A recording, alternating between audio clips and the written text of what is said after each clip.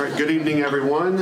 Thank you for being a part of our City Council meeting this evening. This is November 6th. It is 7 o'clock, and we're going to go ahead and get started with two public hearings this evening that have both been advertised.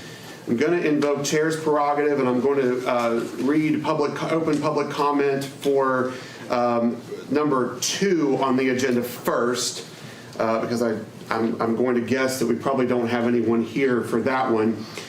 So opening the public hearing of the Council of the City of Buckhannon to conduct a public hearing regarding the conveyance of non-controlled access to right-of-way and temporary construction of easement across tracts of parcels described as follows as Parcel 2 and Parcels 2-1 to West Virginia Department of Transportation, Division of Highways. This is relative to the lane widening project, and as well as the redo of the intersection of North Locust and West Main Street, downtown Buckhannon. Is there anyone here that wishes to address the City Council regarding that project? I believe so. Okay. So I would entertain a motion that we conclude that public hearing relative to the West Virginia Department of Transportation. Is there a motion to that effect? So moved. Second. Motion by Scott, second by Jack. All those in favor signify by saying aye. Aye. Like sign opposed. Aye. Motion carries. So we have Council Lady Bucklew on the phone with us this evening as well. So, okay. All right. Now we have, we'll roll up to public hearing number 2. And this is to conduct a public hearing regarding Ordinance 476 of the City of Buckhannon and Ordinance 1, amending ordinance numbers 207, 228, 342, 369, 392, and 451 of the City of Buckhannon, and specifically establishing new water rates for the water distribution services provided by the Water Board of the City of Buckhannon. First up this evening to address us with this public hearing, we have some visitors here, not only from our community, but as well as from our accounting firm from Charleston. Todd Dingus is here. Tim Ball is here from Potesta and Associates, as well as Shane Whitehair from Region 7. So Tim, if we could, we'll begin with you. If you would, everyone who would like to participate in this public hearing, if you could please come up to the podium, as this meeting is being recorded. It's being live streamed as well. So please come up so that the microphone can pick you up. So Tim, good evening. Good evening, Mayor, Council. Thank you for the invitation. As the Mayor described, the subject rate ordinance is to support a water project, and the primary portion of that water project is the replacement of the water treatment plant. And so my role tonight is to describe to you why that is necessary, why a new water treatment plant is necessary, and some of the background on the work that we've done so far to answer that question. The Water Board hired Potesta in 2023 to look at the question of, is it more feasible to remodel, revamp the existing water plant, or to replace it with a new plant? And so in order to answer that question, we did a very detailed, months-long, I would estimate at least 6 months, perhaps 9, methodical study of the water treatment plant. We looked literally at every component, every process of the plant. We compared, we examined the physical condition, the state of the art, the condition of the equipment. We compared its sizing and its design to current state standards. And then we made an assessment overall looking at each of those separate components.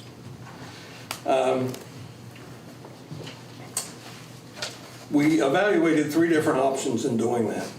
One option was to renovate the plant to the least degree that would be acceptable in 2023. That is the minimum scope job in 2023. And then a follow-up renovation 20 years later in 2043. That was the first option. Second option was to do a maximum renovation of the existing plant in 2023, and then a lesser scope renovation in 2043. And then the last option, option 3, was the option of replacing the plant entirely with a completely new plant that would have a 50-year life and beyond.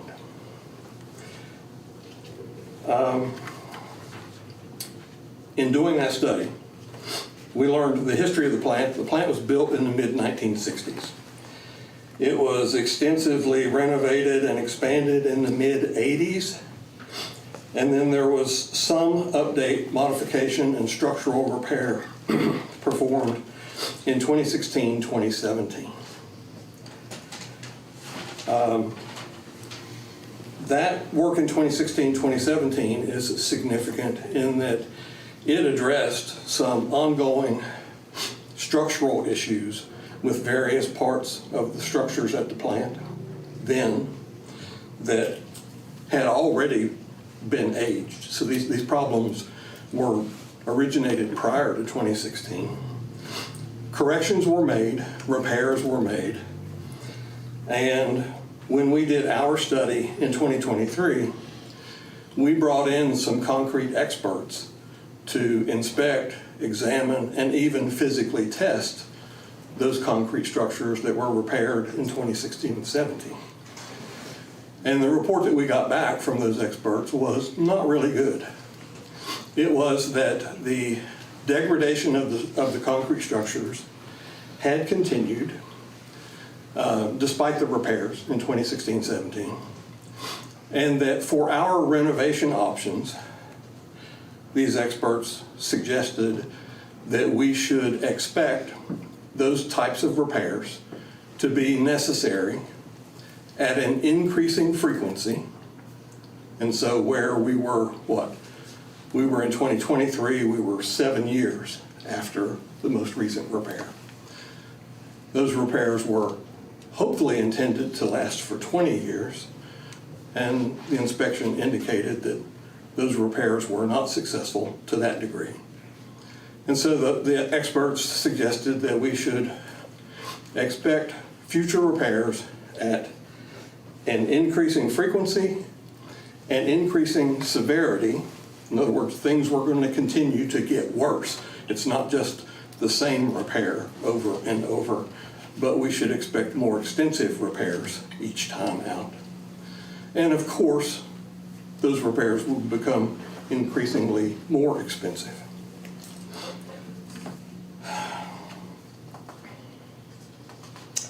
The findings of that report were that from a design perspective, the plant I should back up and say, the staff has done an excellent job of operating this plant. They've done an excellent job of stretching its life and its performance, and they should be congratulated for that, especially in light of some of the things that we've found. The plant, from a design perspective, has a completely inadequate detention time. Detention time is the amount of time that water resides in the plant from the moment that it's drawn from the river, including the time that it stays in the settling basins, filters, chlorine contact basins, and ultimately pumped out to the city. That detention time is important, and it's important to keep it relatively long as opposed to the very short time that this plant has, because the longer the water resides in the plant, the greater the flexibility, the more opportunity the treatment plant staff has to affect that water, to treat it and make it better. Kind of makes sense. The less time it spends in the plant, the less treatment it's going to get. And that inadequate detention time translates very simply into that. The water just doesn't stay in the plant long enough for thorough treatment. From a design perspective, the plant also lacks redundancy. Redundancy is the principle that the more important an item is, the more of them you should have. Most of us drove here tonight Most of us carry a spare tire in our vehicle. So we drive with 5 tires when we only really need 4. That's redundancy, okay? In a water plant, you only have 1 plant for the entire community. And so it's very important to have redundancy within the plant. If you need 1 pump, you have to have a minimum of 2 of them. Even better to have 3. This plant has inadequate redundancy because, going back to the detention time, we can't afford to take a basin out of service, a sedimentation basin, or a filter, because we're already operating at an inadequate detention time to begin with. And so we only have 2 sedimentation basins. If we take 1 out of service, that means we've doubled the flow rate through the other remaining basin. That means we've cut its detention time in half. And it's already inadequate when it's operating at 100%. So I could give you numerous other examples, but there is a serious lack of redundancy throughout the plant. We've already talked about the structural degradation. The electrical system within the plant is out of date, not in compliance with electrical codes, difficult to maintain for those reasons. A lot of the equipment, especially the controls, are obsolete to the point that they are no longer available. They're no longer supported by their manufacturers. And so, as one example, for filter controls, your staff literally has to go onto eBay and purchase used items that have been cannibalized from other plants because the equipment's not available on the market any longer. The last one I would mention is the disinfection system. The current disinfection system is based on chlorine gas. It's very effective, fairly inexpensive to operate, but it's very dangerous. The chlorine is brought into the plant in 2,000-pound cylinders. If one of those, and those cylinders are pressurized and they contain a lot of chlorine gas. If there was a leak, that would be a very bad situation for the neighborhood because the chlorine gas could harm people in a wide radius. And so most plants today choose to go with other types of systems. It's not to say that chlorine is out of date, it's not. But most system designers prefer a different system for better worker safety and community safety as well. So we compared those 3 options. We observed all of those deficiencies and problems that I just described to you. And we did an estimate of what it would take to execute those 3 options. Minimum renovation, maximum renovation, and complete replacement of the plant. And what we found in round numbers was that just looking at the plant, the 2 renovation options were going to cost over $50 million in a 40-year life period. The new plant would cost roughly $30-some million. There was a $20 million difference with the new plant replacing the existing plant by far being the least expensive option. And that was the recommendation that we made to the board in December 2023. The board accepted that recommendation. They asked us to proceed. We started to develop a funding plan and a preliminary engineering report for submission to the Public Service Commission. I'm sorry, to the IJDC, the Infrastructure and Job Development Council. We've worked with Region 7, Shane, on the funding plan, and we've developed a more refined cost estimate since 2023. And the cost estimate for the project is, the water plant is estimated at $33 million. There's a pipeline on Route 20 that's estimated at $3.5 million. A pipeline on Main Street that's estimated at $1.9 million. That's $38.4 million of construction.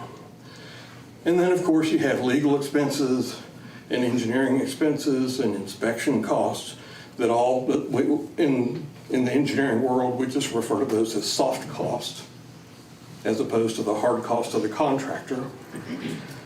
The soft costs are about $8.9 million. So that we're looking at $47.3 million as the total project cost.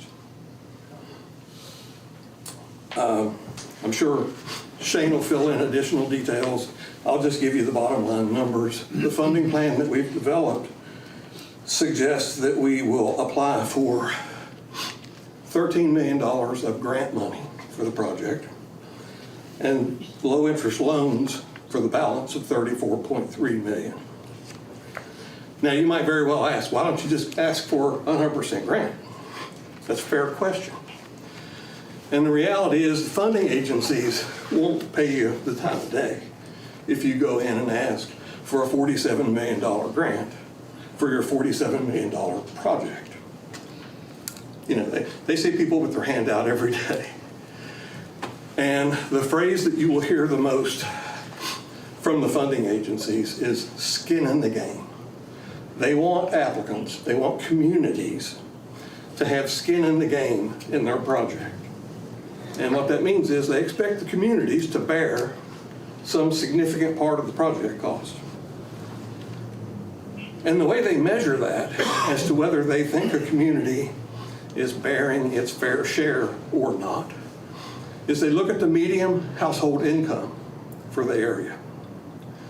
And they have a benchmark of 1.25%. They think that your water bill should be 1.25% of the median household income or more. And if that's the case, then they basically judge that your community is carrying its own weight. It's helping itself before it comes to the funding agency to ask for the balance of the help. So 1.25% of median household income is that magic target. And the 13 million grant and the 34.3 million locally paid low interest loans is the combination that gets this community and this project to 1.25%. If we didn't raise the rates to the degree that is proposed, we would stay closer. I don't remember if I said this or not. Your current MHI, your current percent of MHI is 0.77%, roughly half of what the state expects it to be before they want to contribute as a funding partner. Okay? So if we were proposed lower rates and our MHI remained as low as 0.77 or anything less than 1.25%, the funding agencies would likely say that we would be ineligible for their assistance, and they would deny us the funding. Or they would offer us the funding at less favorable terms, more at market rates, as if you were going to a bank rather than a helpful state funding agency. Because the state funding agencies typically offer us the money at roughly 3%. And the market's not going to do that. So that's the funding plan.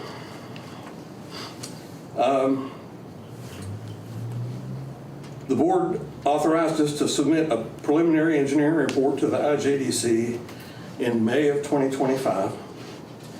It was approved by the IJDC in July of 2025. It reflects the funding plan that I just described to you.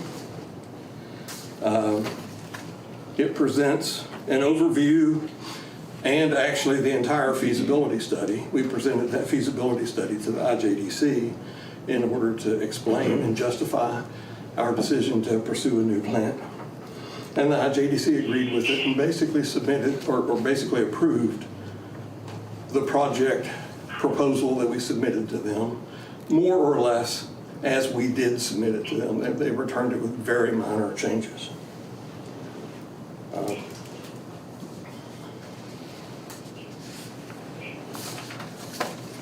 The design period is estimated to be about 2 years. It has just begun. And so we expect to complete that design about this time in 2027. We hope to advertise for bids in October of 2027. We would hope to award a construction contract and actually have construction begin around February of 2028. The time between the opening of bids and the start of construction is spent gathering performance bonds from the contractor, getting preliminary insurance documents in place, making sure that we have all of our ducks in a row and that the contractor has the job properly bonded before we start construction. So construction estimated to begin in February of 2028 and to be completed 2 years later, February of 2030. So that's the scope of what we're looking at. That's the timeline and the cost. And I'll defer to my other two colleagues here, Shane and Todd, to give you more information on the funding plan and the rate strategy. Thank you, Tim. Shane, do you want to talk about any grant, specifically the grant, and then we'll go to Todd and then go through the list here of who signed up? Sure. Thank you. Good evening, Shane Whitehair, Director of Region 7 Plan Development Council. Our role in all this is, like the mayor had mentioned, we're here to provide technical assistance and project development, project management services for the city of Buckhannon throughout the duration of the project. What that means is, as Mr. Tim Ball had mentioned, we have identified several funding sources that we think is the best strategy to fund this particular project. Our role will be to prepare those applications and identify any other programs that might be or might seem eligible to benefit the project. I will say, there's, like Tim mentioned, there's $13 million that we have preliminarily identified as grant sources for the project. Doesn't mean we will get those, but is different programs that we have identified that we're going to go after to try to get grant funds to fund this particular project. If there's other opportunities that come up that we think it might be beneficial to apply, we will do that. In fact, we have done that already. There was, as Tim mentioned again, there's a process to which we have to submit an application through the Infrastructure and Jobs Development Council, and we have to identify the sources to which we're going to seek. They confirmed those sources and said, yeah, that's a good strategy to pursue. Even though there's programs not mentioned on that funding package, we will still pursue those other programs if we, again, seem to think that that might be a benefit or an opportunity to capture more grant funds. Again, it doesn't mean we will get those, but it's an opportunity to try to get as much grant funds for this as we possibly can. Tim had mentioned the design, will take 2 years. During that process, we will be applying for the grant programs that we have identified in the funding scenario. Timeline as far as, how long they will take to be approved, sometimes it could take 6 months, sometimes it could take more than 2 to 3 years, depending on the program. Obviously, it's political. In fact, the fact that we're in a federal shutdown right now, there's some programs that are identified in the funding package that we cannot submit yet until they reopen. We can't, it doesn't, keep us from, getting all the paperwork in place, but, we can't hit that submit button until they open back up. So there's different things that could come up that maybe could fluctuate the timeline in pursuing grant opportunities. But again, our job is to make sure that we identify as much as we possibly can on behalf of the city. And like I said, there's programs that, that we're looking at that maybe we haven't identified in the funding package, but we think it might be an opportunity to pursue. To date, we've submitted, I believe, 5 grant applications to date. We haven't heard back from any of those yet. Obviously, we'll keep the city abreast of any news that comes from those. But again, we'll probably over the next year or so, we'll probably be submitting another 2, I believe. Again, depending on time frame and other parameters. In looking at federal programs, I hear it all the time, well, just apply for a grant, just apply for a grant. it's not that easy. There are a lot of grant programs that are available, not only at the federal level, but also at the state.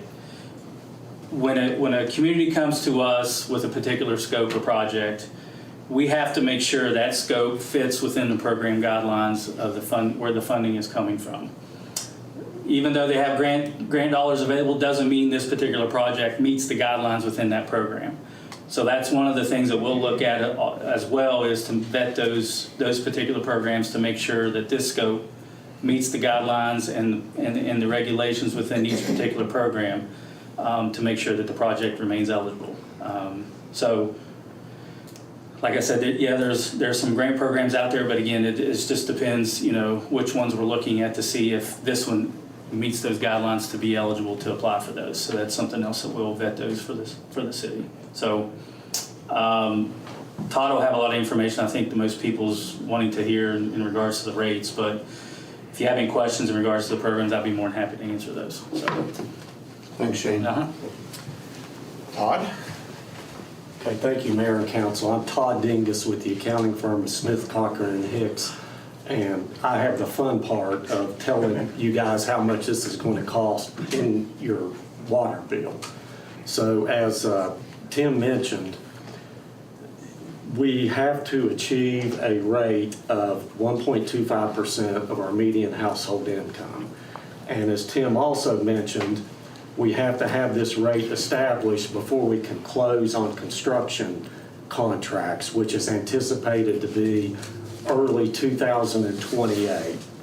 So we took all of the funding scenarios and analyzed the existing operations of the water system, developed what we feel like is a total revenue amount that needs to be generated to support not only the current operations, but the current debt and also the new loans that we will be securing to complete the project. And basically what was determined was that the city of Buckhannon needed to raise rates 62% to meet the threshold to obtain certain grant money and also get favorable interest rate on the loans that it secures. So 62% is the number that we have to get to. We recommended, and the Water Board accepted, and Council ultimately, that's why we're here tonight. We want to pass this over a three-step process, this 62%, which would be basically 3 equal increases in the rate. Beginning in January of 2026 would be step 1, January 2027 would be step 2, and then January 2028 would be the third and final increase. And we would at that point have rates in place to support the loan to allow us to close on the project. Now, Tim also mentioned that our rate is substantially low compared to our median household income. Now, actually, the city's rates are very low if you compare them not only to the median household income, but other water utilities that operate in the state. There are currently 325 water utilities, meaning municipalities, public service districts, water associations, private providers. And the city of Buckhannon's rates are 29th out of 325, which means 29th being the lowest, 29th lowest, which means 296 other utilities have a rate that's currently higher than the city. Even after these 3 steps are implemented, there will still be 200 of the 325 utilities that will have rates higher than the city currently has. So 62% sounds like a lot, and it is if you look at it on a percentage basis, but if you compare it with other utilities, we would still be operating in less than we would be in the first half of those. Now, percentages and numbers don't really mean anything until you look at how much your monthly bill will increase. And what this 62% represents is if you're a minimum user, which would be if you're a customer that uses 2,000 gallons or less, your bill will go up on step one, $3.36, which is that's the increase. It's currently $16.28 is what you currently pay for a minimum bill. It will go up $3.36 in step one, an additional $3.36 in step two, and then an additional $3.36 in step three, which would mean over a 3-year period, the minimum bill will be increased $10.08 from $16.28 to $26.36. So that's what we're looking at on monthly bills. Now, that's just for the minimum. Now, if you're an average user, the state considers 3,400 gallons as an average rate. So if you are a typical household using the industry standard average, your current bill for 3,400 gallons is $27.26. That bill will go up in step one, $5.62 a month. In step two, $5.63, and in the third and final step, $5.63, which would mean your current average bill over 3 steps would go from $27.26 to $44.14, which is a $16.88 increase. Now, I feel that the city has taken a prudent approach on this process. The 62% could have been implemented immediately, and that was a consideration that the Water Board and Council undertook, is to design this scenario so that we don't present the customers with rate shock with 62% increase from the very beginning. So this is a step that's taken generally if you're looking at a high increase to make it over a step period, but we have to have the final rate in place by January 2028. So that's basically where we are on the rates, and Mayor, what Council is presented with tonight is the final reading and implementation of the ordinance that would adjust these three, or that would set forth the rate change of these 3-step processes. Thanks, Todd. Okay. Beginning with who signed in, Mr. Mark Best.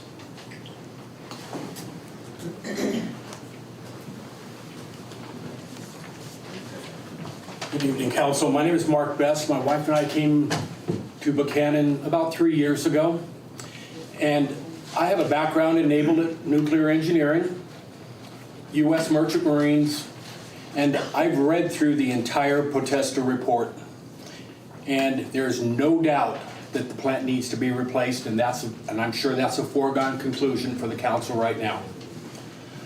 My question is, why the sudden increase in rates?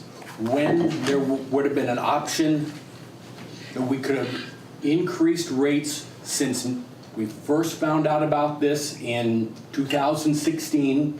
We could have put small incremental rate increases. And if you do the math, I'm sure the accountant would say after a certain amount of time, we could have built up quite a bit of nest egg that we wouldn't have to do a 62%, maybe a smaller rate increase.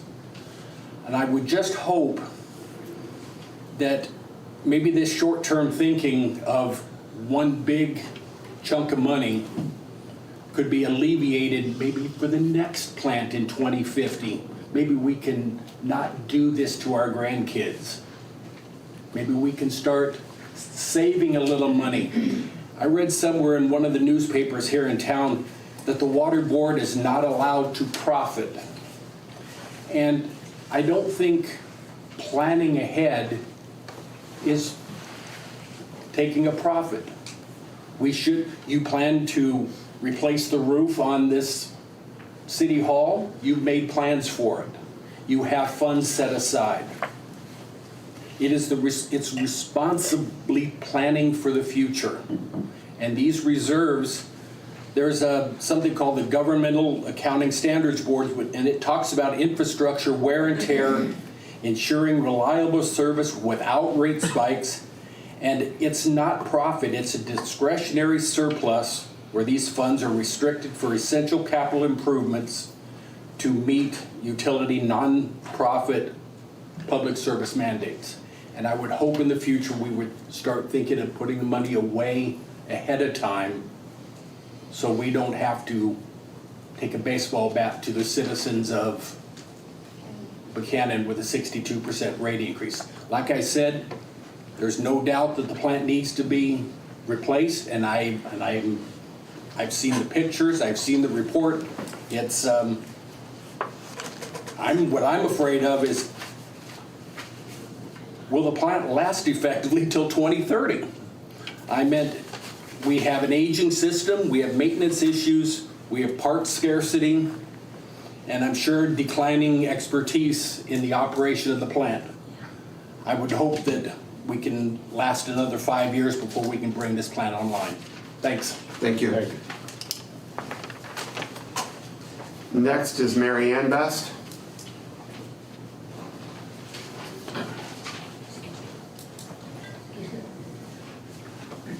I'll apologize in advance for my voice. My name is Mary Ann Best. I've lived here for 3 years. Love the city of Buckhannon, love the area, love West Virginia. We came from an area that was desert, high desert, and water was a scarcity. But what you're saying is I understand everything that you guys have presented. I appreciate the water board, the plant operators keeping it going, despite everything that they're going through. But when you're not just talking about for residents, oh, this is a 62% increase. Everything in town is gonna go up. Restaurants have to wash dishes. They're gonna use more water. Fire hydrants. The fire department needs more water to put out fires. Are fire fees gonna go up? What other infrastructure, whatever thoughts have you globally thought about how the water is going to affect the town? I mean, it's just not elderly people. It's just not the citizens of the town. It's just not the people who own the homes who are gonna have to pay this. It's, if you have a fire, are you gonna be like California? You're gonna hook up to the fire hydrant and all of a sudden you're gonna go, nothing's coming out. These are things that we have to look at. These are things you have to consider. You guys are our leadership. We have elected you. You work for us. You're supposed to be the best minds and consider the best ways of doing things. But it's not just going to affect residents or people who live here. It's going to affect every business. And some of you are business owners in this town. Everything that you do is going to be a water issue. And my husband said, in the future, are we going to just kind of kick the can down the road a little bit more and then have to deal with this again in 30 years? I ask that you start planning now. And I thank you for your time. Thank you. Up next is Vito Siski.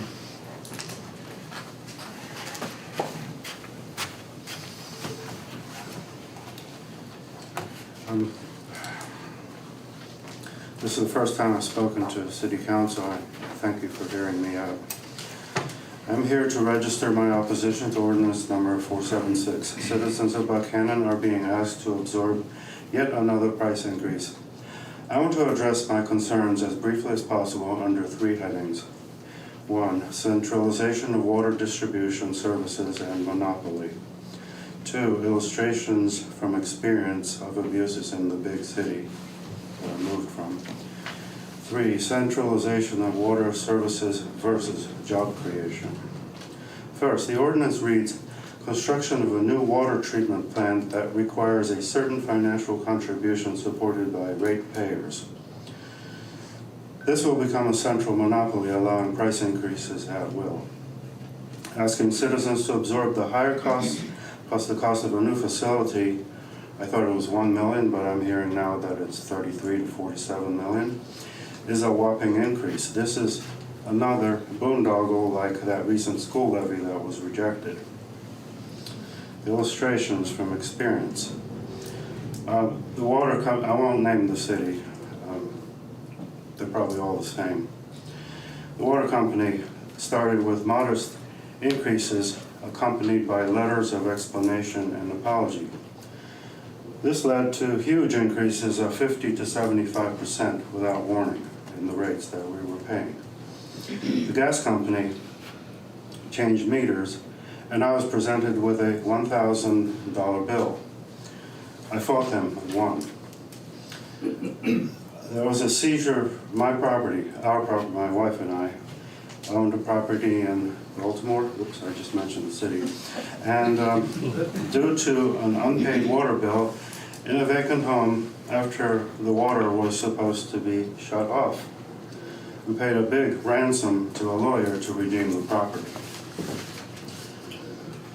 Grasping for money like this, with little to no restraint, in my opinion, is a behavior appropriate for sharks and wolves in their natural habitat and not of citizens in a civil society. Third,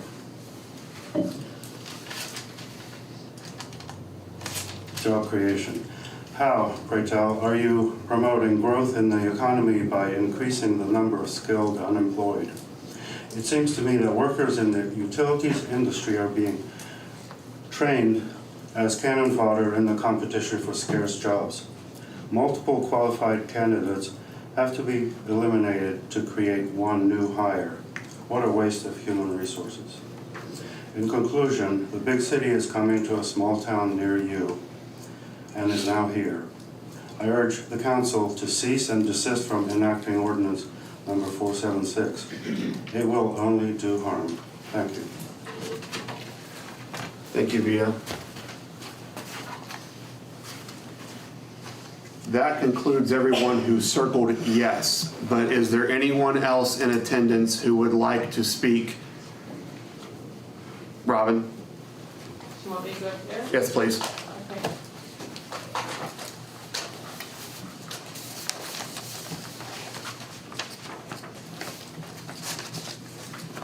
Hi, I'm Robin Simons, and I was actually on City Council in 2016 and on the Sanitary Board and Water Board when it was first brought up that we would need a new water plant eventually.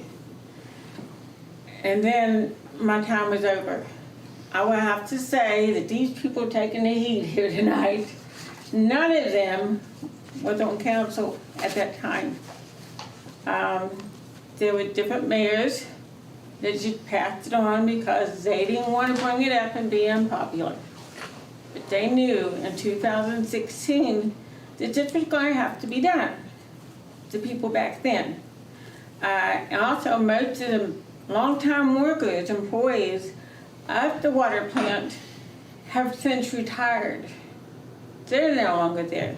We do have good employees, but not the ones that have been there for years and years and years. So as time goes on, people change and the buck just kind of got passed, and now these people are facing the music for something that didn't happen 10 years ago. And probably it should have been done, talked about more than in 2016, maybe 2014, you know, but it was not. I just happened to hear one of the board members mention, well, you know, we're gonna have to look at replacing, building a new water plant sometime in the next 10, 15 years. We're just gonna have to do it, it's just gonna have to happen. And you think, well, 10 or 15 years, okay, you know. But in the meantime, we've got new council members and new mayors, and they never said a word until this council is now sitting here taking the heat for all that. And I sit there, because I was on council, I feel kind of bad about that. Nobody wants to pay a higher water bill. I don't want to, but however, I realize we have to have water. If we don't have water, we can't exist. our body is mainly made out of water. So we have to have good water, and so do our grandchildren, our great-grandchildren, and so forth. And I can see the point, you know, if there's some way that we can prepare for another one, 40 years down the road, I don't know, we'll all be going probably. I'm sure I will. And there's some questions that have to be answered.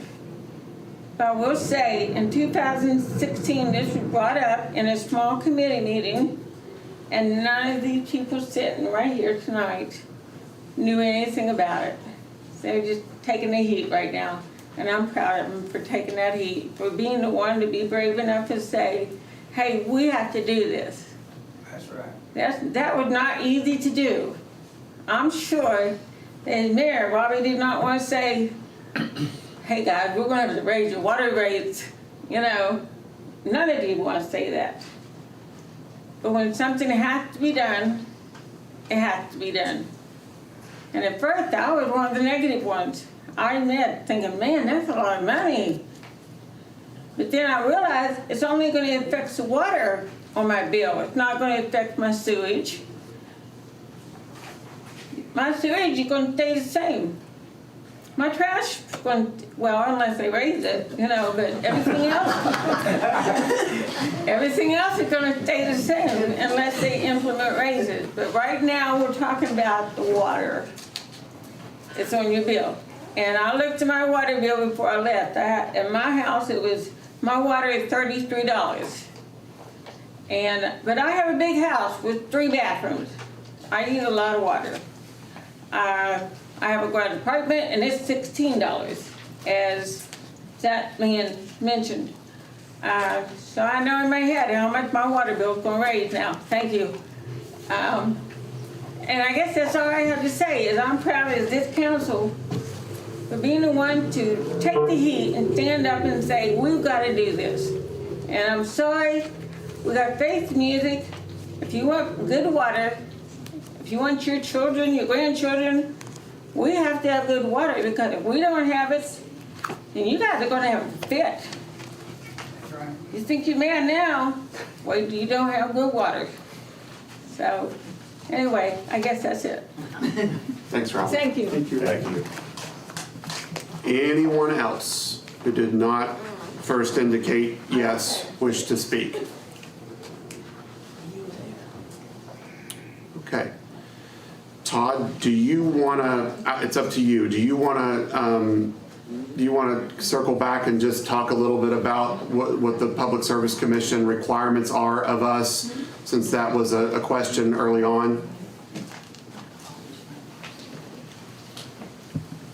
Yes. As everyone knows, tonight we are passing, or we will consider an ordinance in its final form.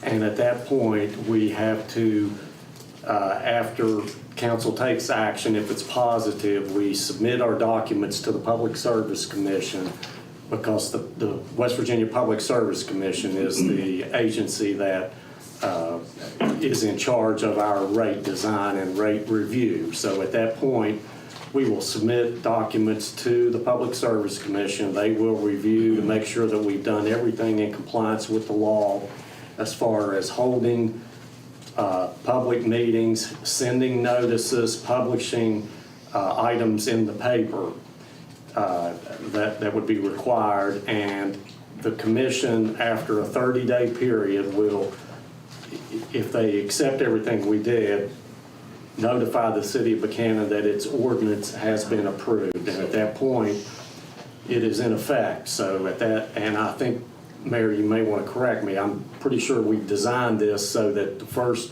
step will take effect January the 1st. So at that point, water rates will be increased by the percentage spelled out in the ordinance. And then January of 2027, it will change without any notification or any requirement that says that this council has to take additional action. And then again in 2028. So by acting tonight, we are establishing those 3 steps of the process. appreciate that. I think just one thing I wanted to drive home though was when rates are configured for a utility, and utilities are different than general fund, but what we're talking about tonight is a utility. So when rates are configured for a utility, general maintenance and upkeep is configured within those rates that are set to be long-term for a utility company. Building a new plant is not something that is considered to be routine general maintenance within the rate structure as according to the Public Service Commission. That is correct? Yes. Right, that's okay. Thank you. Okay. Thank you all, and thank you all for coming this evening too. I appreciate that very much.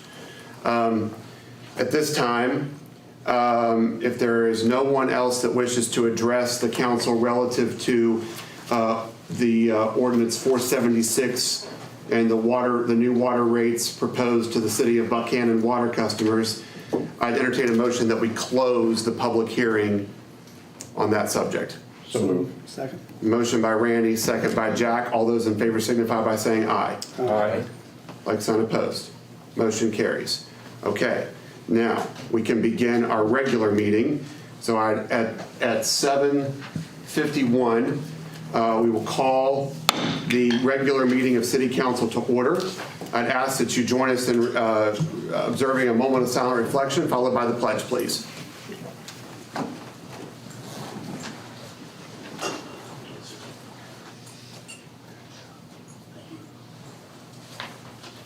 Thank you very much.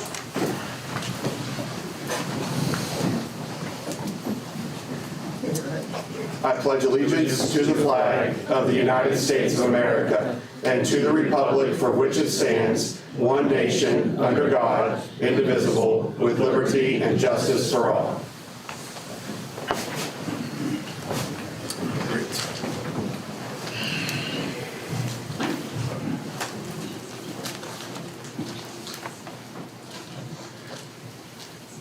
To be respectful of those who are here this evening, as well as those who have traveled. Tim Ball's traveled from Morgantown, Todd's traveled up here from Charleston.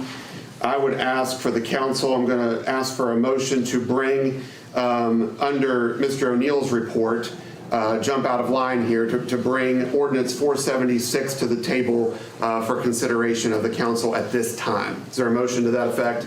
So moved. Motion by Mr. Sanders, a second by Mr. Zuliani. All those in favor signify by saying aye. Aye. Like sign opposed, motion carries. Ordinance 476 is now on the table for third and final reading and consideration by the City Council. I will defer over to Mr. O'Neill to present that to us. Thank you, Mayor. I'm sorry, I thought I was going to have a few more minutes. Get back in here. Just find this. All right. Thank you. Mr. Mayor, members of council, council has before it ordinance number 476 of the City of Buckhannon, an ordinance amending ordinance numbers 207, 228, 342, 369, 392, and 451 of the City of Buckhannon, and specifically establishing new water rates for water distribution services provided by the Water Board of the City of Buckhannon. This is the third of three readings. The ordinance is not amended from its prior readings, or at least from its second reading. And if the council has any questions, I'd be happy to entertain them. Any questions, members of City Council and Mr. O'Neill, relative to ordinance 476 that is on the table for discussion at this time? Hearing none, I will call for the question. Or I'll entertain a motion that we approve, ordinance 476, new water rates for the water distribution services on third and final reading, an unchanged ordinance. Is there a motion to that effect? So moved. Motion by Mr. Rigger. Is there a second? Second by Mr. Zuliani. Is there any further discussion? I just want to mention, I do join you, Mayor, in thanking Mr. Best, Mrs. Best, Vito, and Robin for their comments. And I would like to thank everyone who came out tonight, in interest in this issue. It's not an easy decision to make by any means whatsoever when it comes to raising rates, and it's something that, as Robin pointed out, thank you for those words. I can speak for myself. I take it very seriously, and I can I know my colleagues feel the very same way, and we've exhausted every avenue that we can, in this effort. But it's good to see the chamber full tonight, and thank you for your interest. Thank you.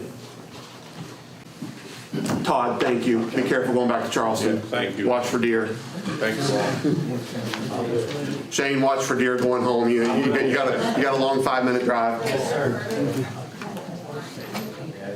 All right. I'd ask for your attention to line item number 5 on the agenda, of which we have some minutes to consider.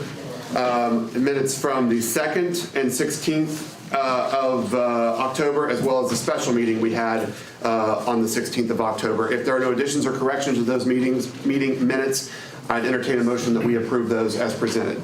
So moved. Motion by Scott. Is there a second? Second by Rob. All those in favor signify by saying aye. Aye. Like sign opposed. Motion carries. Thank you. Recognition of guests outside of our public hearing. We have the Upshur County Tobacco Prevention Coalition, Amanda Hayes and Chris Garrett. Good evening to you both.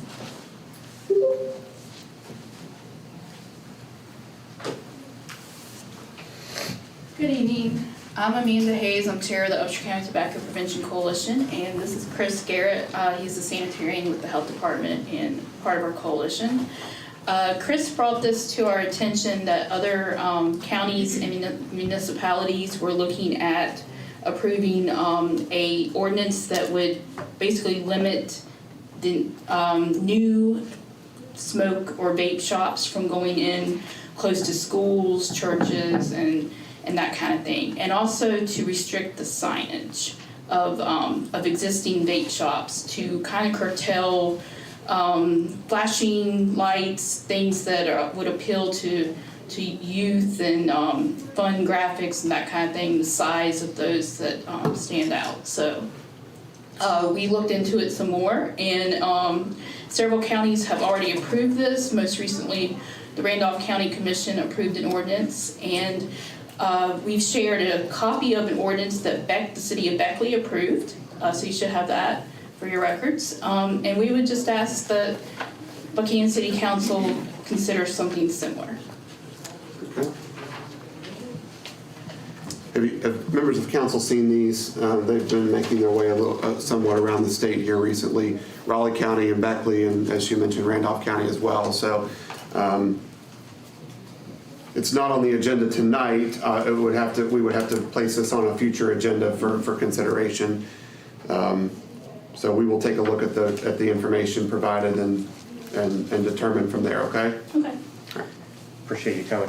Thank you. We had given specific wording. I noticed it was not placed on the agenda like that. So what do we need to do in the future to make sure that it would be? Yeah, I see here Great American Smokeout presentation and proclamation. So I don't think that's happening tonight. Yes.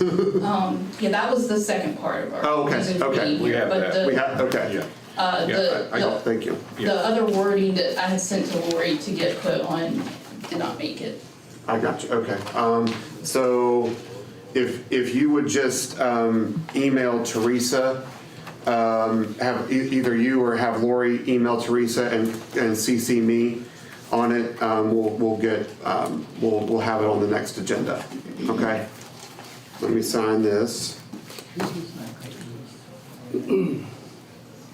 We also presented the same request at the Upshur County Commission today, just so you know that they will also hopefully consider it. Okay. Was it on their agenda? Did they take it under consideration, or did they take action? The correct wording was on their agenda, so they will consider it, They're going to consider it? yes. Okay. And we'll be following up in the new year. We know it's getting close to the holidays and there may be limited meetings, so. This is something that we really believe in. If you look at Morgantown, there's so many vape shops just all around WVU. And so we would just like to limit that from happening here. Okay. Well, at this time, we've got copies. I'm going to read this basically by the first paragraph and then the last paragraph for the sake of time. So this is a proclamation that's about the Great American Smokeout. The American Cancer Society sponsors the Great American Smokeout on the third Thursday of November each year, challenging smokers to give up cigarettes for 24 hours as an effort toward reducing or quitting entirely. If you or a loved one smoke cigarettes, consider joining the movement and take the first step toward quitting cigarettes forever. Now, therefore, let it be proclaimed that within the city of Buckhannon hereby recognizes and supports the American Cancer Society's Great American Smokeout on November 20th, 2025 throughout the city of Buckhannon, West Virginia, and encourages all citizens who smoke, use, chew, or dip tobacco, vape, or any other devices to ingest nicotine to demonstrate to themselves that and to their children that they can quit by joining the American Cancer Society's Great American Smokeout.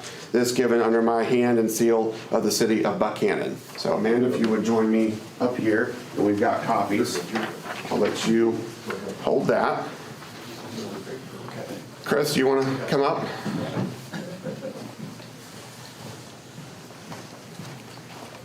All right, have you all look over here for me. All right, 1, 2, 3. Thank you. Okay, right here. All right, thank you. Back. Got a close zoom on this one. Okay. Okay, I'm right here, then, please. Thank you. Thank you. Thank you, guys.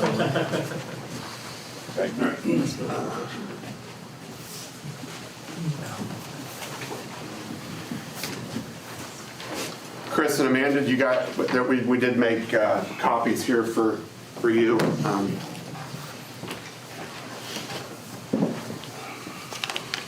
Thank you. Mr. Mayor, Chris also provided me with copies of the ordinances from the other counties. I'll make sure Teresa gets those scanned in and sent out to everyone. Okay. Thanks, Chris. All right. Through here.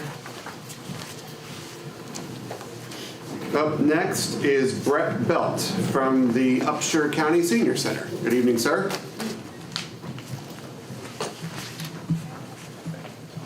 Hello, City Council members. I'm Brett Belt. I'm the director of the Upshur County Senior Center. And I've come here to ask for your consideration and an in-kind donation of snow removal services for the Upshur County Senior Center. The Upshur County Senior Center provides our community with donation-based meals, in-home care services, and transportation for our elderly population here. And last year alone, the Senior Center spent $8,040 in snow removal services. To put that number in perspective, that's 730 meals that we could have served, or around 500 hours of services for in-home care. So I'd just like to have consideration that the city of Buckhannon could possibly put that on their route when they do snow removal. Here's what I'm going to suggest that we do. The Consolidated Public Works Board is who would need to give its seal of approval there, and then ultimately refer it back to City Council, because they manage our streets and our equipment that hits the streets.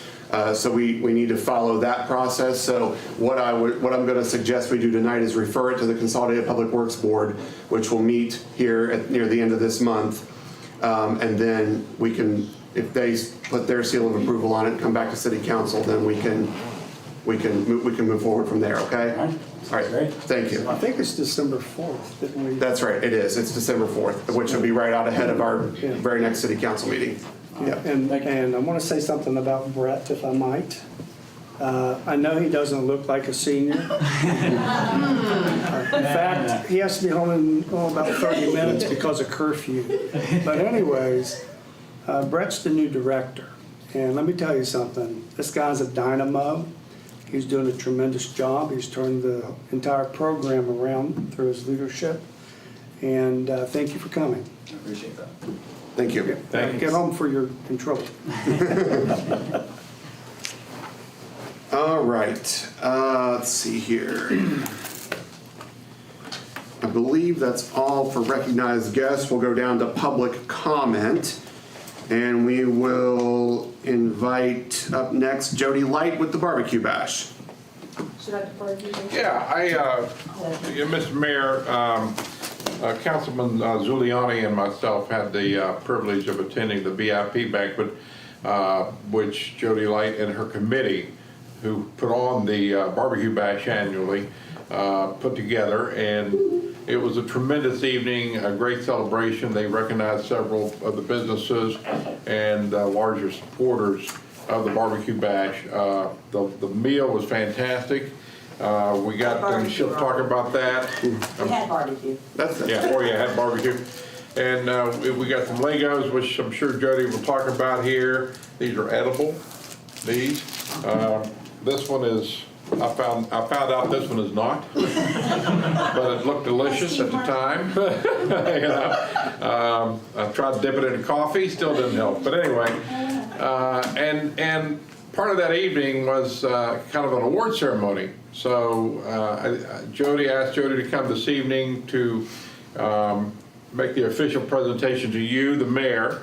Mrs. Zuliani and I posed for photos with this, but I think this was tremendous recognition of the support that the city of Buckhannon has been giving the barbecue bash, and as a result, we were named the 2025 Diamond sponsor of City of Buckhannon, and they stated we're grateful for your generous support. So Jody, if you want to go ahead, and Mayor, if you'll come out. Okay. You presented, this was presented once, Councilman Zuliani and I. Yeah. A diamond sponsor doesn't mean I have to give you a diamond, does it? That does bode well with the, That was, good one. yeah, well, he's the one that volunteered. We'll get back here further. See what you missed? No, I know. I know, he took right off with it. Will you take Well, I heard I heard he was off to the races with it. I'll take it. Yeah, I'm gonna give Rob and I, since we were at the, Jack and Scott, Jack, y'all. you're the council, it's for the council, the city. there you go. Squeeze in there, Andy. Look like we like each other, huh? Okay. He's rubbing on me, it feels good. What are we doing? And look over here, please. Okay. Okay. Oh my. We're gonna Next to. look at Brian. Brian. 1, 2, and 3. Right here. Noah. Hope someone will share this. And one more? Oh, okay. Well, we're popular. There you go. Okay. Thank you. All right. Thank you. Thank you. Thank you, Jody. Is this the biggest plaque we've gotten? I mean, this is It bigger, is. this is It is. bigger than It was the biggest the one. municipal league plaque we got. There you so- go. And it was the We biggest must one have- given that night. Displayed proudly somewhere. Yes. Is it okay to say a couple things? Oh, there's yours. Thank you. Oh, yeah. Might need that. With that being said, again, I just want to thank personally on behalf of Jerry and our entire committee, thank you, City. Not just for your financial support, but the Ethans and the folks in here that have done, Matt Gregory and the fire department, the police department, EMS, Public Works, everyone, they all pitched in, and whatever we asked for, even when it was difficult last minute, sometimes things happen, life happens. They came through and made it a success. So we are really, really excited to get into next year. And Randy did allude to the, I'm glad there's teeth marks probably in yours, huh, Randy? Okay. These little guys you're going to see a lot more often. We're always looking every year for ideas that will bring families to Buckhannon. Families to Buckhannon, Upshur County, and the state. A lot of them who've never been here before. And I won't even go into the story. It's just kind of an odd story how that came about. But we got onto the Lego idea, and boy, did I not know about Legos until I'd done some research. I had no idea how popular it is. I'm thinking kids, I shouldn't tell on Steve Wyckoff, but I ran into him the other day when I was picking up a sign, and I said, you know, we're doing this Lego thing, and I'm amazed that there's older people that, not older, but people that are doing that. And he whips out his camera and said, don't tell me. And here Steve is one. He has 300, pictures of his Lego creations of Star Wars, $300 a piece. And he says, I'm working on my next one. So, and she's nodding her head back there. So Legos is not just for children. I've really, really found out. So we're really excited. We're going to do Lego building contests. We're going to have lots of displays in. Some things have come up, kind kind of tell you about, and Brett's already gone. The Senior Center, I think it's going to have a Lego building contest for the, there's Brett, thank you very much, we spoke. He's going to be promoting that at the Senior Center. We, from all ages can participate in what we're doing. We're very excited about that. Gentlemen, you have, Pam's not here, Pam, you won't see that, you may get that later. But you do have some information. I just want to give you a quickie rundown on some of the new things. We have gone into, we're trying to get a little more fit this year, even with chocolate Legos. So we are going to have a 5K and a family and a kids run. We're also going to have the Mountaineer Mile. We're going to work with the governor's office and Christy Tenney. We've already talked to them to do the Mountaineer Mile during the event. All the new things there. Like I said, the building contest. We hope to have a scavenger hunt in and around town to bring our local businesses in, because we don't close Main Street, so all those businesses have access to parking for their customers. So we're hoping to do some giant Legos and have those hidden in and around Jawbone and different places that when they find those, they bring them back to the headquarters, and it'll probably culminate in some sort of a neat prize. We have been in touch with, and right now it looks like we will have at least 1, 2, maybe more nationally recognized Lego master builders. The first one we spoke to was the first female Lego master builder that was hired by Legoland in California. She's now in Utah, and she's very excited about coming here. The other one is a gal in Baton Rouge right now, and she's contracted with a group called Lego Brick Universe. They have national trade shows, Portland, Raleigh, Atlanta, and so on and so forth. But her mastery is in NASA and space exploration. She has scaled models out of Legos, I don't know how, of the International Space Station, astronauts' uniforms, the Challenger. She actually has some with robotics that actually will throw out smoke at the countdown and actually move robotically up the, as if it was launching. She's very excited about coming. And with that, we are partnering with the West Virginia Robotics Alliance in Fairmont State and NASA. We're going actually 1 month from today, December 6th, our group will go over, and they have the state competition. And our understanding is they have about 55 plus teams, kind of that middle, I think middle school, high school age, that do the robotics thing. Not everything is Lego, but a lot of it is. So they'll have those in the morning, the contest. We'll be there, we'll have our barbecue bash display up. There'll be some of these things sitting around. Kids, what kid doesn't like chocolate and Legos? I mean, come on. The afternoon, they have what they call affectionately ankle biters, the toddlers, and they have 75 to 80 teams that come in and compete, and those are predominantly with Legos that they have conformed into some sort of robotic type challenge. They're all West Virginia based, they're all out of schools in West Virginia, so we look at that, 120 some possible teams and 600 to 700 people is a really great demographic and fertile marketing ground for us. So we'll be over there trying to get them to come to Buckhannon and so forth for that. The other thing is we are hopefully, knock on wood, tentatively looking at transforming Stockert Youth Center Gymnasium into a mini, for lack of a better word, mini trade show. We have talked to some of the couple of vendors have contacted us.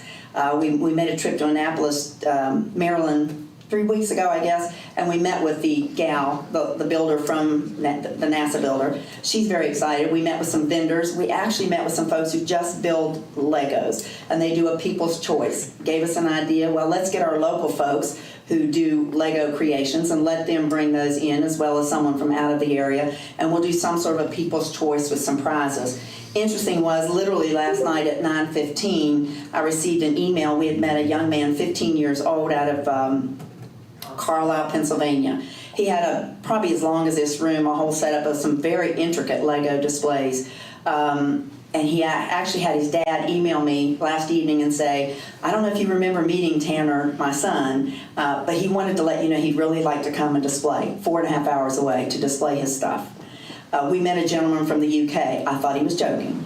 And I said, are you really from the UK? And he said, well, yeah, he lives there, but he comes to the US, and here he had his Lego creations out.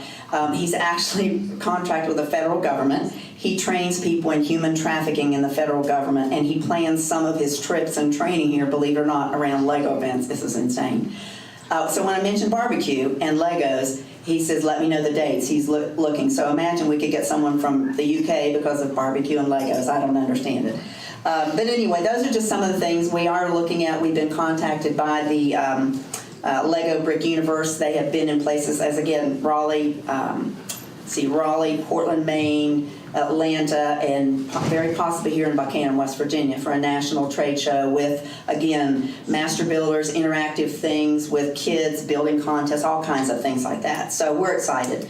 At the bottom, you'll see we're excited. We have great entertainment, probably the best, no doubt, the best we've ever had. Blue Steel Band was here last year on Thursday. You saw them, Robbie, and they were very good. They do a combination of bluegrass and gospel. We had a lot of requests to get them back, so they're willing to come back on Thursday. We're excited about Rick Kane All-Nighters for Friday night. And hey, what's better on West Virginia Day on June 20th to have Landau Eugene Murphy Jr. to be our featured entertainer, and hopefully the governor will be here because they're good friends as well. So we think we have a stupendous lineup. We've got some other things in the works. I can't tell you everything right now, you know, how that goes. But we have some really good things planned. I think the Legos, I don't know about you guys, but the Legos so far has been a much bigger hit than I expected, let's put it that way. It just keeps rolling in. One other little caveat, I got an email from a lady named Lily Warner. May ring a bell with someone up here. And she said, hey, I'm in, someone told me about, she lives in Boston. She's in the military. Someone told her about our event with barbecue and the Legos. She happens to have a used Lego business. She's relocating to Charleston, West Virginia. And I went, Lily Warner, And I looked her up, and she's standing there with her arm around our Secretary of State, Chris Warner. And I'm like, maybe she's a relative. And she sends me back, she goes, I'm his eldest daughter. So it's great to have that kind of connection with Charleston, you know, Secretary of State's daughters wanting to work with us on Legos. We're also partnering with Appalachian Impact. I'm sure you're familiar with them. They're moving down on Main Street. They have actually given us some information to do a STEM project grant with the state. If that works out, great. If not, they're going to do some activities for kids, free activities using Legos.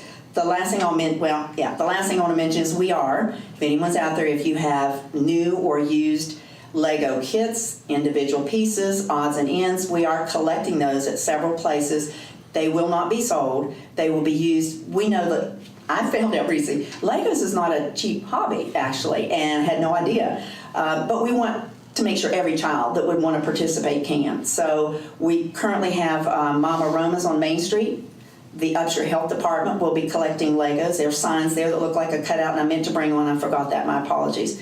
The Mama Roma's in Elkins will be collecting. It's called Bambinos now in Elkins. One in Glenville. Walmart has already collected some, and we'll be doing a collection again.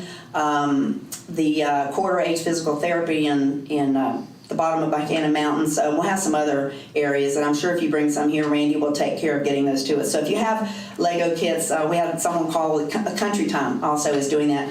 Someone called their lady and said, you know, what is this about? When she found out we're giving them back to kids in the community, she said, I have $500 worth of Lego sets that are already created. She said, I don't have the heart to tear them apart, but I want to donate them. So, you know, we're tickled with that. So we would love to have, if you have new use, you want to clear out your attic before the holidays and get the kids some new things, we'll be happy to take them off your hands, and we will recycle them. So other kids in our community that come to the barbecue bash can make and take and just enjoy. So with that, I will close. And yes, they are not, someone thought they were crayons. They're not. They're white chocolate, you know, colored. So hope you'll enjoy those. They're pretty good. I did speak with the mayor and Teresa and Abby, and if you'll bring us a container, one of the signs will be here at City Hall. Oh, thank you so much. Thank you. So you heard that here. The City Hall will also be collecting Legos. So, and that'll go for the next several months. So we appreciate that. Anyone that can pass the word. If you have a location you think would be good, let us know. Thank you. Any questions? All along, they told me I couldn't eat Legos, and now you're telling me. Yeah. So I don't know. Are you happy now? I am happy, yeah. Okay. Yeah. Thank you. Thank you very much. We Thank appreciate you. your You better support. call your parents. I know. What was up with that? 36 years, they told me I couldn't eat Legos. And Legos. Now I can. So, thank you, Jody. And thank you again for investing this event in Buckhannon. Thank you for asking us to come back. We appreciate the support. Yeah. I believe the last to sign in and wish to speak is, of course, not least, but Mrs. Jerry Henderson has asked to address the council this evening. Good evening, Jerry. Good evening.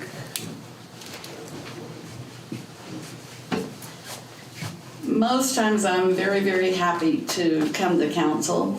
Tonight's the first time that I'm saddened to come to council because for a great number of years we've had an event for children at Christmas time.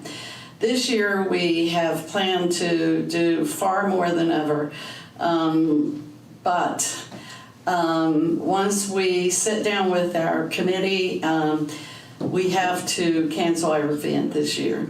We will be doing a drive-by. We're going to put out all of our lights, etc.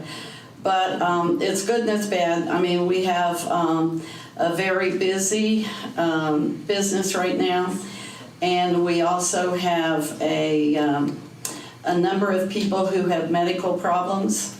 There was no way that we would be able to close our business. It requires us to close for 2 weeks. We don't take any reservations in 2 weeks because all of the things that we do in construction and tents and bringing down 157 decorated Christmas trees doesn't leave any room for an ambulance, doesn't leave any room for a fire truck, doesn't leave any room for their cars to come and go. So with the status of our business this year, we're going to do the exterior lighting that will be seen as people drive by, but we are also planning several anonymous things that we're going to be doing for children. There will be a children's activity. There'll also be one with a pregnancy center, and there'll also be one for older adults. And so we will contain ourselves to other locations and do it smaller venues so we wouldn't be able to invite the whole public as we've done in the past. So I just last time I was here was to announce it. This time I have to cancel it. So I thank you for your past support, but I wanted to use this venue to let the public know that we just could not join. But we thank you. Well, you're certainly welcome, and we're sorry. We always look forward to your event, and if there's anything that we can do to help, if something changes or change your mind, or if it needs to even happen but happen slightly scaled back, please let us know. Okay? Thank you. All right. I believe that is public comment. Yes. Sure. And I mentioned that in the very beginning. The water rate information. I just want to say there's been so many rumors. Thank heavens for this man here, Todd, because I think everybody listening, all they want to know is how much it's going to affect them. $3.36 may sound like it's 11.2 cents per day. I'll pay 11.2 cents per day every day to have good, clean, dependable, fresh water. Yeah. And I can't imagine anyone else could. But when you really break it down, you think about that's been the biggest concern, I think, in the community. Thank heavens they explained why and how you came to that point. But 11.2 cents per day to have fresh water, it's a no-brainer. Thank you. We showed at a previous meeting with our PSD partners. I brought in my utility bill, and unfortunately, and I've been guilty of it sometimes too, of calling that thing the water bill. Yeah. But if you live in the city limits, that bill includes water, sewage, trash, police, fire, the fuel surcharge. You know, it has all of the city utility fees on there. At my house, it's $76.80 a month. But of that, $16 is water. And I think that was a misconception. I heard a lot of people say, oh, it's 62% on top of my $76 bill. And Yeah. that's why this was so valuable. And I hope a lot of people Right. hear and see that so they understand better. Yep. Yeah, and I know my Buckhannon has tried to put out some of that information as well. You know, I agree with you, and I'm happy we had this forum tonight. That's what it was for. But I would encourage the citizens of this community to read and to educate themselves on what is truly out there, because the facts are there, and the facts are on our website. The facts have been published in my Buckhannon and the Record Delta. and the facts have been displayed here at meetings, our water board meetings. All of our meetings are open to the public. So I believe that we are giving the information. We have to be met halfway with the citizens being willing to read and ask questions after reading the article, not just the headline. So breaking down the way you did, really, Yeah. I think will tell a lot of them. I think they'll be relieved. Yeah, thank you. Okay, let's go to the financial report. Amby's here. Where's Amby? Right here. Was he supposed to stay? Like out there?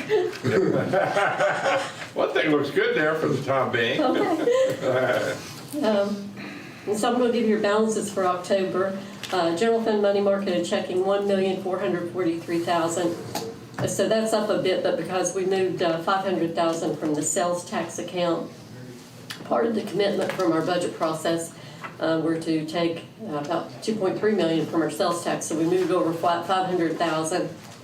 We also collected $217,000 in B&O taxes, and we collected $11,000 for the Stockard Youth Center basketball signups, and $27,000 from it went into miscellaneous revenues, and that was $12,000 from the auction that we had. We sold some equipment, generators that we no longer used or were ready to be retired.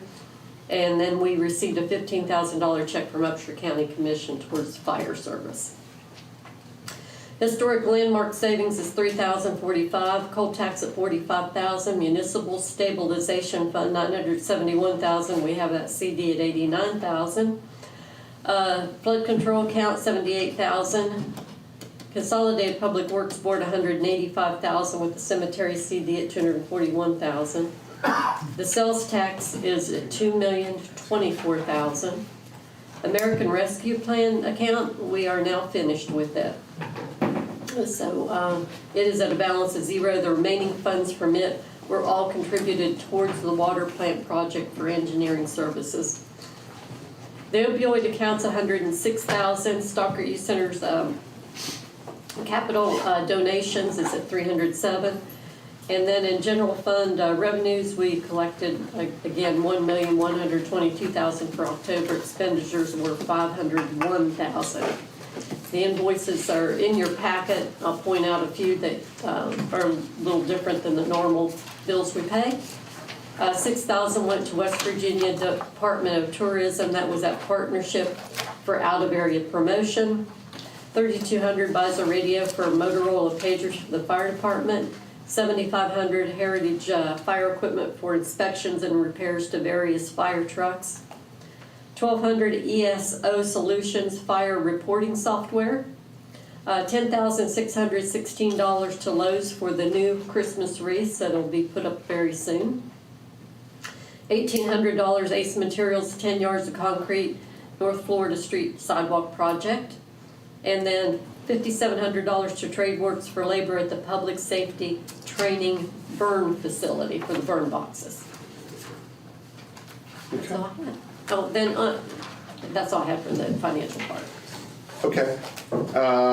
Is there a motion to approve the payment of our bills underneath Amby's report? So moved. Motion by Randy, second by Rob. All those in favor signify by saying aye. Aye. Like sign opposed, motion carries. And now Amby's got here, can't believe we're here already, but we have to talk about 2026 and the holiday schedule. Yeah. It's in your packets directly behind all the finances and right before the fire department, or right before the street and fire department reports. You have before you our typical slate of holidays with the addition of 2 election holidays. And the reason those are holidays for us is this is a polling place for both the primary and the general election. So note the holidays with the addition of May 12th as primary election Tuesday, and then November 3rd as the general election Tuesday. Other than that, New Year's Day, Martin Luther King Jr. Day, President's Day, Memorial Day, West Virginia Day, Independence Day, Labor Day, Columbus Day, Veterans Day, Thanksgiving Day and Thanksgiving Friday, Christmas Day, and New Year's Day. And then there's also here an asterisk basically that if if there are any days declared as holidays by the governor. If they have an option for municipalities not to observe them, we typically don't. If there is no option for municipalities not to observe them, we will observe them as so forth set by the governor of the state. But that is our holiday schedule for next year. If there are no additions, corrections, or, I noted that, yeah. If there are no additions, corrections, or questions, I entertain a motion that we approve the 2026 holiday schedule. So moved. Motion by Scott, second by? Second. Rob. All those in favor signify by saying aye. Aye. Like sign opposed, motion carries. You said additions, so we get out our birthday or something? Yeah, why not? Is there a birthday eligible? No. No, the tyrant back there won't allow that. All right.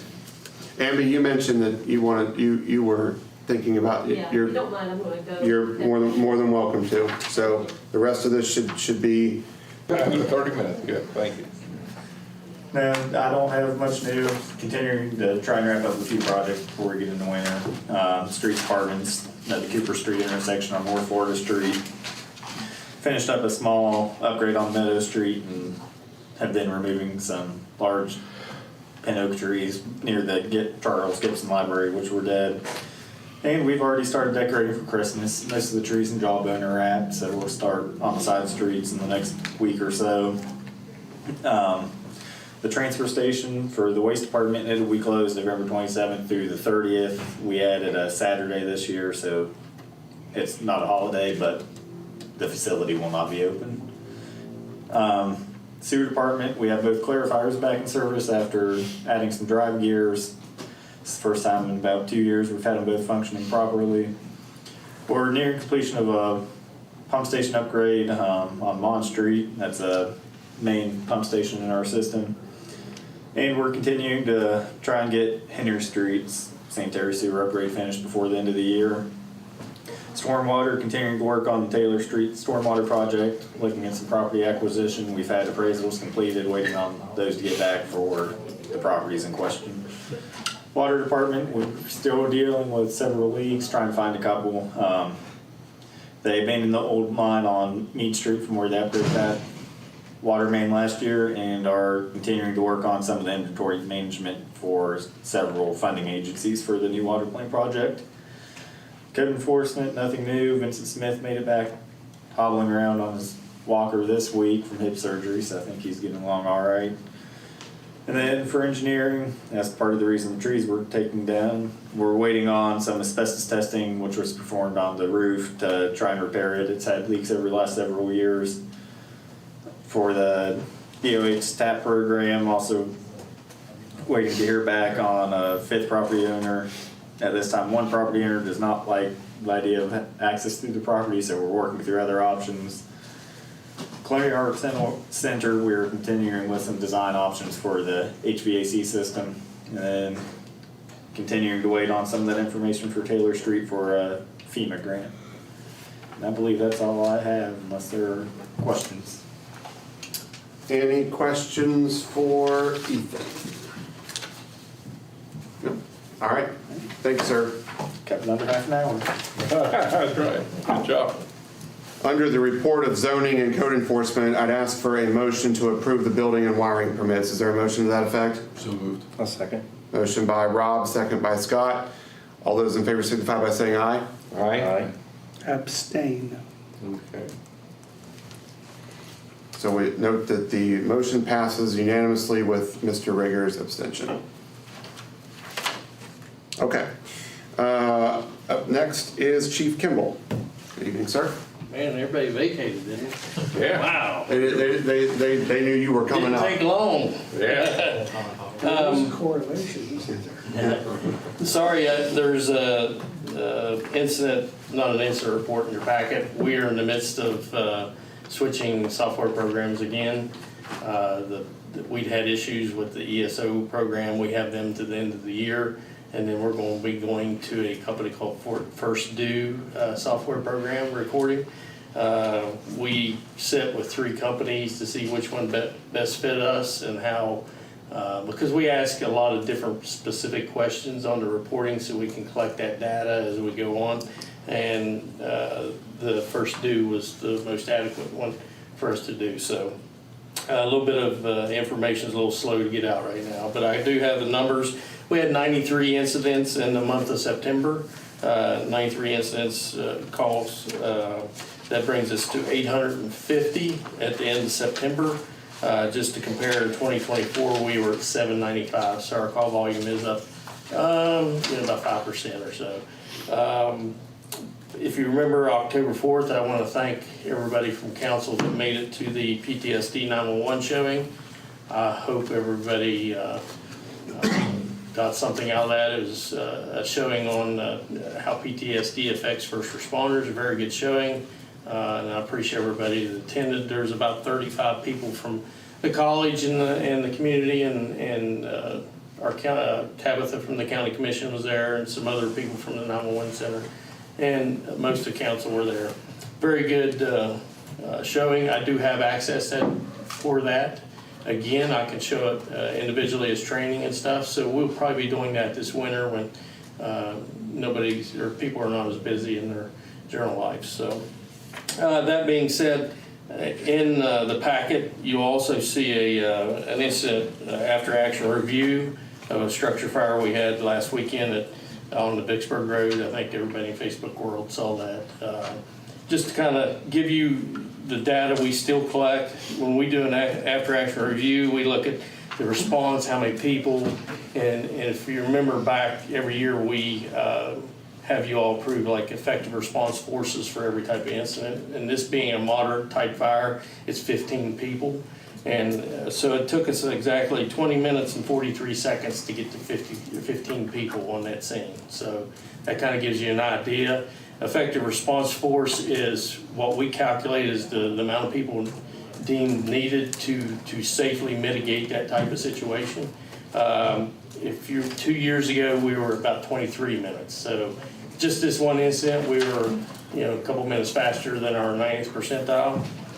Just for data, myself and Engine 11 arrived on the scene, so that was 4 people. Fortunately, it was a 2-person shift that day, but Travis Dean, one of our officers from our volunteer organization, was in station doing something, so they gave us the 3rd person, and myself, I left from the house. So 4 of us arrived on scene in 4 minutes and 16 seconds of the time the call came in. So, but when you look at call taking at 13:52 and then 911, they get the information. It took just over 2 minutes for them to dispatch that call. So roughly from the time of the call taking to the time we were on scene was just over 2 minutes. So that being almost the first residence outside the city limits in the county out across the Poke Ridge. So we had mutual aid from Adrian and Thomansville. I'll give you, we had a total of 4 engines, 2 tankers, 2 personnel carriers, a total of 9,000 gallons of water on scene from just apparatus. Total on scene time was 3 hours and 15 minutes and 57 seconds. No injuries reported, and we had a total of 19 firefighters on scene that day. So I'm going to pass this off. Shane Jenkins is our fire prevention guru at the firehouse, and if you remember, October's Fire Prevention Month, and Shane, being the organizer he got with every organization, school, and scheduled all our events, and I'm going to let him talk about what he does great. So he's here tonight. Shane? He appears. All right. Good evening, council. I'm just going to tell you a little bit about our fire prevention program for this year specifically. Remember me coming last year. It was right around Halloween, so I gave you all some goodie bags. I see you already got some tonight, so I'm glad you got something. But I did not bring anything for you tonight. We had the same stickers and everything as last year, so you can come down. I'll gladly give you some stickers if you want. But each October, the Buckhannon Fire Department participates in National Fire Prevention Week to educate youth and community members about fire safety and prevention. This year's campaign took place October 5th to the 11th, 2025, and included visits to schools, daycares, and community events throughout the city of Buckhannon and our first due area. Firefighters provided engaging educational presentations distributed safety materials, and encouraged families to take proactive steps toward fire safety. I've got some metrics there in the report that tell the number of people that we reached, including students and adults. The total presentations given were 30 at the time that I made this report, but we had a homeschool group kind of come in late. So including that, and then we always just kind of have some stragglers come in who miss school throughout the week and stuff like that. So we were probably closer to 40 total presentations during that week and outside of that week. We reached 1,269 students, and those are pre-K through 5th grade. Some middle school who just happened to come in that week knew it was Fire Prevention Week. Daycares and schools we visited were 10, and we had about 10 firefighters participating in that outreach. Education materials distributed. I put the number of students that we reached, but we gave multiple items to each student that we spoke with. So we were probably over 5,000 actual materials distributed to those 1,269 students. And then we reached about 250 adults. That's something that I haven't really touched on before, that we go with the purpose of teaching students fire safety, but oftentimes we get questions from adults, teachers, aides in the schools asking questions that they themselves have for safety in their homes. So we reach plenty of adults during this program as well. During those presentations, we just talked about the basics, and it kind of depends on the age group that we present to, but when and how to call 911, creating and practicing a family escape plan, the importance of smoke alarms in your home, stop, drop, and roll, get out and stay out, meeting a firefighter in full gear and not being afraid of them specifically, and understanding fire engines and equipment. The educational impact is obvious. Telling kids not to do something is something I think that's really important, especially for us because it's dangerous.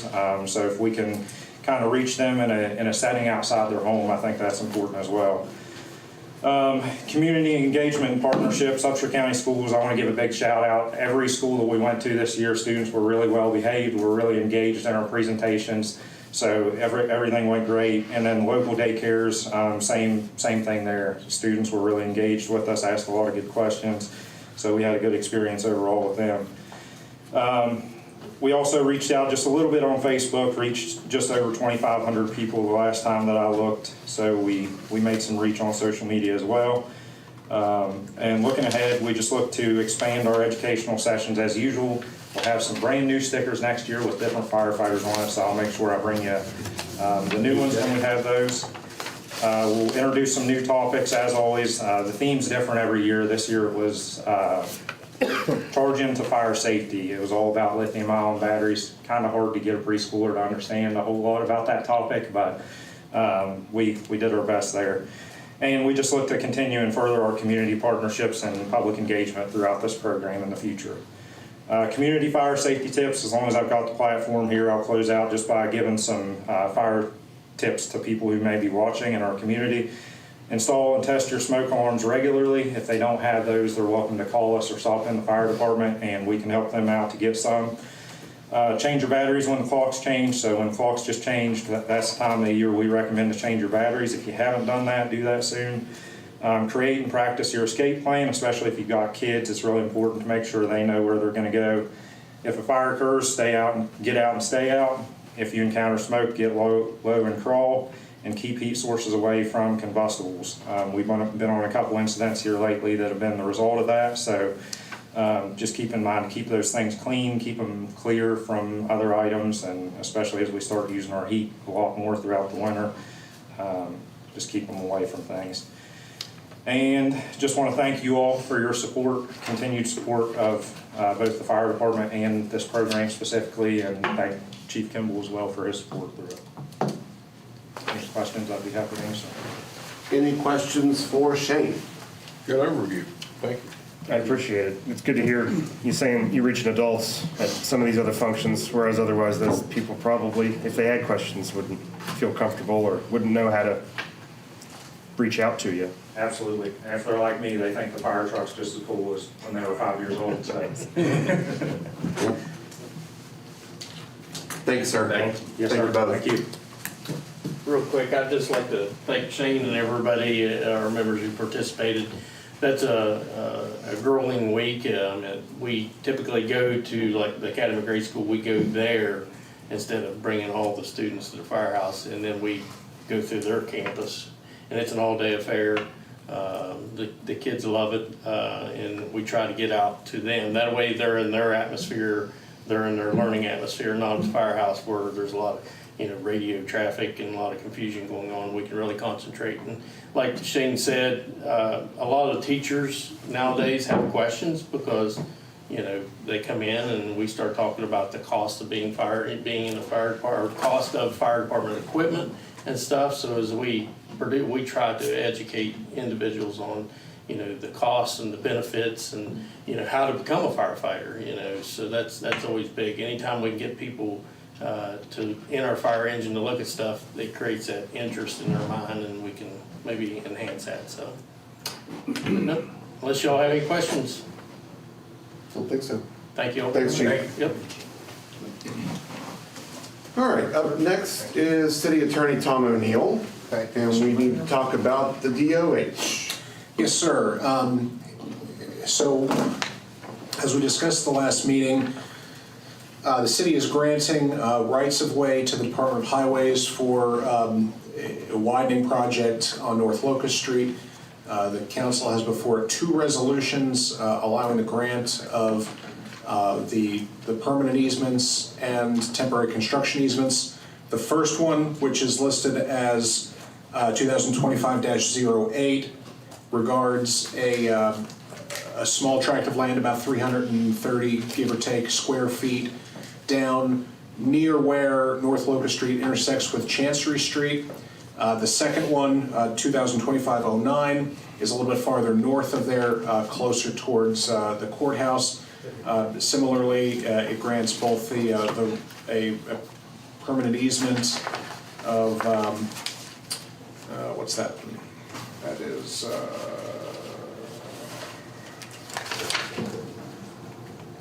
it's another couple hundred square feet. We have there are a number of things, if you were to vote to approve these resolutions on second and final reading, there are a couple of different documents that each member of council present needs to sign to effectuate this, and then the deed itself to DOH to be signed by the mayor. If there are any questions, I'd be happy to address those. One comment I'll make, if I could just ask city council members to remain after the meeting, I'll get you to sign the documents then, if it's okay, instead of passing them back and forth. Yeah. And you've got, I think you have all the originals. Right. There, I want to apologize to Councilor Zuliani that there's a typo. I own that. I just left the last I off the end of your name. We can write it in. On the Randy, I would also mention on the back of the affidavit, on the notary section, Councilor Thomas's name still appears there. We can just strike that out. That doesn't require any kind of redrafting or anything. All right, so you have before you, members of City Council, 2 resolutions of which we will ask for a motion, a second, and then an all in favor, and then we will also do a roll call. So this is line item B under number 11, sub number 1 and sub number 2. So we'll do these individually. I'd ask for you to approve on second and final reading resolution 2025-08. Is there a motion to that effect? Motion by Jack, second by Randy. All those in favor signify by saying aye. Aye. Like sign opposed? Motion carries. And then Mr. Sanders, if you want to do the roll call. Okay, actually, I don't see, is there a roll call on this? Well, it's a resolution. It traditionally called roll call on resolutions. All right. Mr. Skinner? Yes. Mr. Sanders votes yes. Mrs. Bucklew? Yeah. Mr. Rigger? Yes. Mrs. Zuliani? Yes. Mr. Randall? Yes. All right, passes unanimously. The second one, this is approval of resolution 2025-09 for the same project. This is on second and final reading. Is there a motion to that effect? So moved. Motion by Randy, second by Scott. All those in favor signify by saying aye. Aye. Like sign opposed. Motion carries. And we'll do the same thing again. Mr. Skinner? Yes. Mr. Sanders votes yes. Mrs. Bucklew? Yeah. Mr. Rigger? Yes. Mr. Zuliani? Yes. Mr. Randall? Yes. Thank you. All right. And Mr. Mayor, the council also has before it one last resolution, 2025-10, regarding FEMA grants for the E911 addressing project, or addressing project, I should say. It names the mayor as the authorized agent and names city engineer Holland as the primary contact for the project. Okay. Is there a motion to approve Resolution 2025-10? So moved. Motion by Scott, second by Rob. All those in favor signify by saying aye. Aye. Here's the ayes have it. All those in favor, nay? Okay. And then we'll do this one since it's a resolution as well. We'll give Mr. Sanders his exercise this evening. Okay, Mr. Skinner. Yes. Mrs. Bucklew. Yes. Mr. Zuliani. Yes. Mr. Sanders votes yes. Mr. Rigger. Yes. Mr. Randall. Yes. All right. And it's unanimous. That's for the ayes missing. Mr. Zulian. The last matter on the agenda just has to do with our codification project. We received our first invoice from American League Publishing, and we're just working through that process. That's a year-long process. I don't think, I'll update the council as kind of major we hit milestones, but we'll kind of leave it off the agenda kind of going forward at this point until there is something big to update you on. Okay. Thank you, sir. Nothing else. Any other questions for Mr. O'Neill? All right, thank you. Thank you.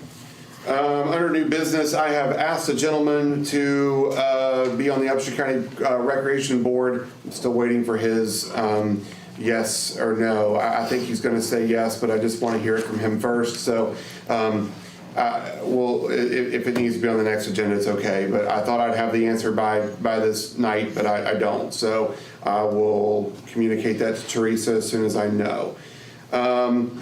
I'd ask for you to agree to cancel the meeting on January 1st. It's a Thursday due to the holiday. The way I see it is if we need to have a meeting within the first 2 weeks of January, we can set one, but for right now, I'd ask that we just cancel the meeting on the 1st. So moved. Motion by Randy, is there a second? Second by Rob. All those in favor signify by saying aye. Aye. Like sign opposed, motion carries. We don't have a waste board that meeting that morning either, so we can sleep in after we've been up all night with New Year's Eve. So, all right, we are down to council member comments and announcements, and just so I don't forget, because I'm known to forget people on the phone, Mrs. Bucklew, do you have any comments for us this evening? Well, I just barbecue people, they're not bad. Playing on going, I've heard lots of good things, but my grandson was in playoffs for soccer, so I was in Grafton, so I'm sorry I missed that. Also, I was very pleased with the amount of people who took part in the pumpkin people slash scarecrows downtown, and as pleased that they weren't destroyed. I mean, people are looking forward to it next year, and my next day board meeting is November 18th at 5:30 at the council. And also, I believe we have a veterans parade this coming Tuesday, right? Downtown, starting at 10, I believe. And that's all I have. I've got to get to bed. I'm going to be on a trip at 5:30 in the morning to the Biltmore. All right. Thank you. Thank you. Thank you. Have safe travels. Thank you. Scott? Just want to say thanks to the Barbecue Bash. Always great to see its growth and expansion year after year. I appreciate having the chamber packed as well in the public comments. Wanted to note that our rates have not increased for many years.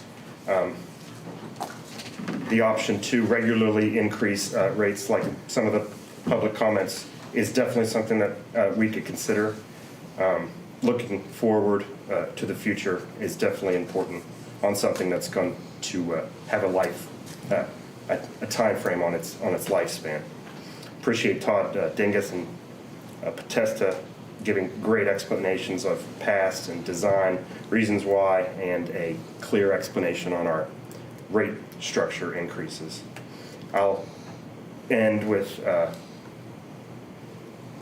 2/3, we're still above, or below, I should say, 2/3 of all the other rates while still getting a state-of-the-art water plant, moving up only 100 spots pretty much from near practically the bottom of the list. So, thank you. Thank you. Mr. Rieger. Yes. The water plant, the people that did their presentations, Mr. Ball, Mr. Dingus, and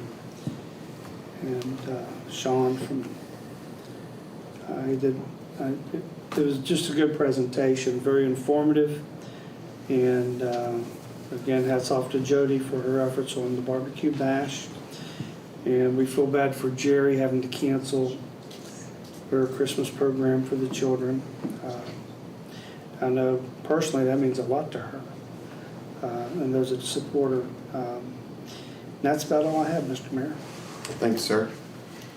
Mr. Zuliani with an I. I hate going near the end because everyone takes everything. I wanted to shake the hands of everyone, maybe not Shane Whitehair, but the other two for their presentation, because I had a lot of questions.